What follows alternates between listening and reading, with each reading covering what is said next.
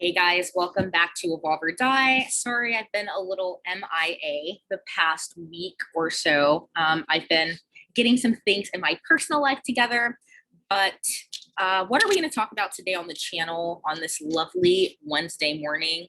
We're going to be talking about the Congress hearings that happened yesterday, actually, regarding crypto. So there's pretty much a rundown that CoinDesk provided it through an article yesterday of exactly the narrative that's being strung along through Congress regarding crypto and why it's important. And we're going to kind of focus on that today and what we can expect for the crypto markets in the upcoming weeks. So the Senate Judiciary did have a hearing yesterday, and their hearing was titled America Under Cyber Siege, Preventing and Responding Ransomware Attacks. So essentially the hearing that was in the Senate Judiciary was focused really on cybersecurity and ransomware attacks that are associated with the crypto ecosystem. And regulators are eyeing cryptocurrencies as a payment tool for ransomware attacks, and this came up during the House Committee on Homeland Security last week. And the author of this is saying he believes that it was going to come up again yesterday in their hearing and that it's worth paying attention to because naturally the government's regulatory approaches are going to have a huge impact on the crypto market. So it's really important to keep up with this about the sentiment surrounding crypto in the government and governments abroad as well. And the witnesses at the judiciary hearing, we have Richard Downing, who is a U.S. Department of Justice Deputy Assistant Attorney General in the Criminal Division. We have Brian Bordon, FBI Assistant Director in the Cyber Division as well. We have Eric Goldstein, Cybersecurity and Infrastructure Security Agent Executive Assistant Director, and Jeremy Sheridan, U.S. Secret Service Assistant Director. So essentially, the witnesses are the people that are going to attest to how big of a role does crypto play in the recent ransomware attacks, our pipelines getting shut down, and things to that nature. So the next hearing is actually with the House's Financial Service Agency, and this hearing was called The Promises and Perils of Central Bank Digital Currencies.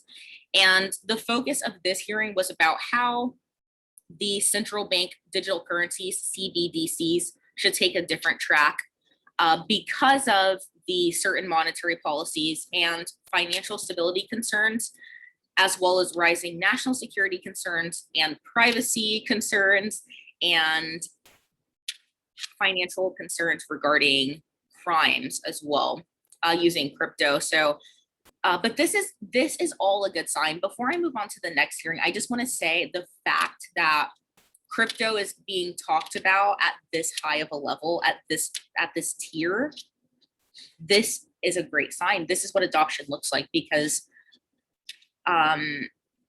with new inventions, with new technologies, of course there are problems that will arise, and the purpose of these hearings, you know, the steps that we're taking, the approaches that we're taking are going to be, okay, the government, Congress has come up with all of these issues that need to be corrected within the crypto space, and the creators and the devs will then have opportunities, you know, to rectify, to improve their systems, improve the coding, and make it more secure. So, of course, their objective is regulation, which all of us DeFiers, we're not interested in that, but we are interested in the fact that crypto is being adopted on a mass scale, which is why these questions have to be talked about. You know, these topics are really important regarding national security, as well as, just stability of the economy. So this is really exciting, guys. And the next, like we talked about before I go into this one, the witnesses, just don't be alarmed. Of course, we know that the crypto space does take very deep dives whenever there are any published sentiment that's negative or any negative rhetoric. We are familiar with that. So no paper hands here, guys. If you're in the crypto space, you got to be used to dramatic run-ups and just as dramatic pullbacks as well. You know, we see 20-30% increases in one day, but we can also see the same 20-30% declines as well when when the Congress is having hearings about regulation. So this is still, you know, this is a good thing. These are great things that we're making steps forward, and we're talking about these potential issues with crypto to rectify them as we facilitate more adoption and more implementation of crypto. So this is really exciting. The witnesses from the House of Financial Services hearing, we had Julia Coronado, a macro policy perspective president and founder, Yaya Finis, Center for New American Security adjunct senior fellow. We have Julia Friedlander, an Atlantic Council senior fellow and deputy director. We have Andrew Levin, a Dartmouth college professor of economics. We have Robert M. Baldwin, who is an associate for the digital markets head of policy. So this is the witness list for the promises and perils of central bank currencies hearing. So like he's saying here, we have an interesting list of industry insiders, researchers, and academics. And our Senate banking hearing is really important. This is essentially about why cryptocurrency is useful in the utility cases, because a lot of people just simply don't understand, hence the name of the title, cryptocurrencies, what are they good for? So here we heard from Angela Walsh, who is a professor of law at St. Mary's University. We heard from Jerry Brito, who is a Coin Center executive director, and we have heard from Martha Belcher, who is a Filecoin Foundational chair member. So definitely some insightful witnesses that they had speaking at the conference in the hearing. And yeah, so that's pretty much where we are this week. At the moment, we had these Congress hearings yesterday. And guys, this is really exciting, like we said, because this is what adoption looks like. You know, problems arise, and then there are steps made to create a solution and rectify those problems.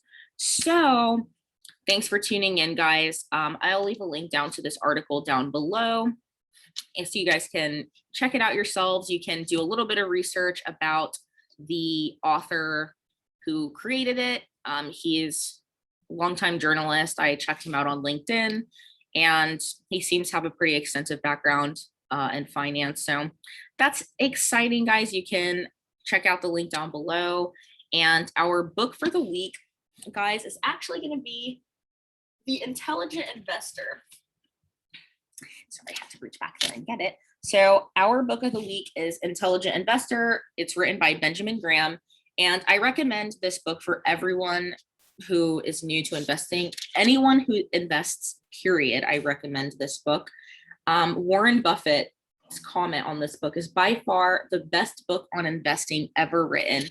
And what I like about this book is there are a few different editions. The first edition of this book was written back in the, I want to say back in the 1800s. I'll have to check my dates on that. But as the times have gone on and as the times progress, they keep the book updated. So each edition, I believe they update it every 5 or 6 years. There's a new edition where, of course, all of the principles stay the same and a lot of the economic theory and thought, but the markets change. Like the markets change with time.